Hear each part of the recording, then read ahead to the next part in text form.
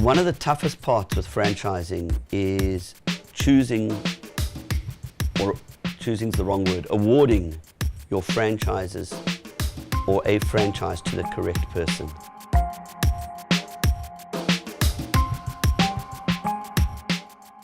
It's not the first person who walks through the door and sticks their hand up and says, I've got the money, and you say, well, there's a landlord down the road who's got an empty site, so let's just stick the two of them together. Particularly in our game, in the food industry, the site is key. It's got to be the right site, but the operator is key. You want the right operator. If you don't get that marriage, and particularly the operator, you land up with a situation where you have a franchise that starts to fail. And a franchise that starts to fail starts to take up all your time. You're around there, you're putting out fires, you're trying to sort it out. And if the person is not an operator by nature, they will never suddenly become an operator, and you'll either lose the store, or they'll lose their business, or they'll have to sell it and you'll have to put somebody else in there. But a lot of damage could be done to the brand in the interim.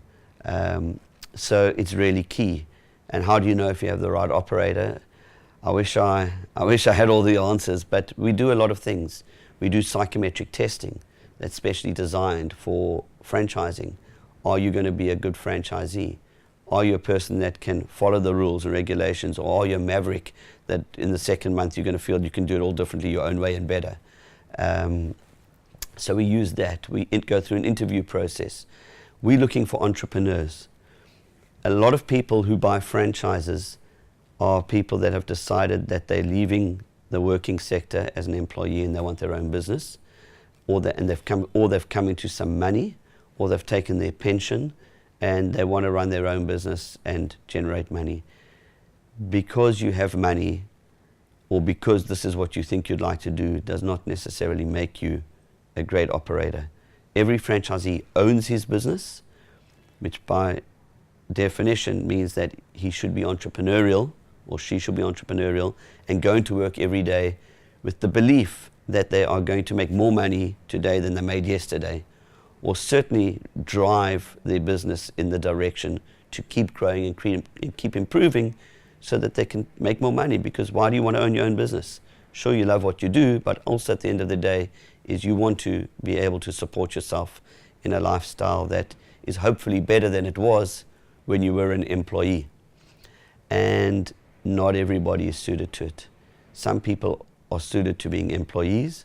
Some people are better off owning their own business that's not tied to a brand. They build their own brand or just run as a standalone. And some people are suited to being franchisees. If you're a successful franchisee and you've got a strong brand, you can do exceptionally well, regardless of what the franchise is. And with a lot of franchises, you will find franchisees that become multiple store owners, and they see the real benefit of landing up with, in the case of some brands like Kentucky Fried Chicken, KFC, there's people out there that own 50, 60, 70 stores. And it is quite strange that people who buy franchises, they want what you are selling. They're in awe of your product and your brand, and they want to be part of it. So they come to you and you start training them. We're the gods, they're the mortals, and they look at us and they're just about ready to offer us half their business to be partners with them, just so we can be there and do stuff, because we know it all and they know nothing. Then you teach them and they learn and they open their store and they're grinding it out, but things start to become smoother. They start to learn how to prioritize and how the systems work, and every day that they go to work becomes a little bit easier than the day before. They know what to be doing when, how to fix problems when they arise, and things go smoothly. Then they get to a stage where they think, I do all the work, and that franchisor sits in his office and gets all the money for doing nothing. And this is the tricky part. This is where you have to sit down with your franchisee and explain to them what is their role and what is your role. And they're two distinctive roles. A franchisee's role is to run their business, and it's their own business, according to your rules and regulations.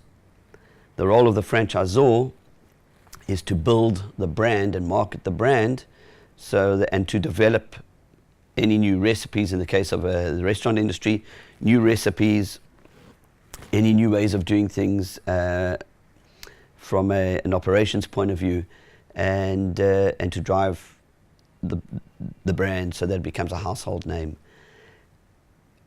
In the life cycle with most franchisees is they slowly start to realize that, and then they get to the stage in the final part of their life cycle where they understand their role, they understand the franchisor's role, and they understand that it is a role that is symbiotic, and the one doesn't work without the other. My own experience with this is, and a decision we made from the early days, was rather try and open with the right people than just open with anybody, which meant that we may have less stores in a certain period of time than another franchisor who's rolling out at a rapid rate, taking anybody who sticks up their hand with cash and popping them to any site that's available. We don't want to be sitting there putting out fires, and I personally don't have a desire to see somebody take their life savings and put it into a business which they should never be doing, and it doesn't work and they lose it, because they should never be in this role in the first place. But if you do it right, like any other business, and you're passionate about it, then there's no reason why your business shouldn't be a raving success, and you'll roll out in as many stores as you can.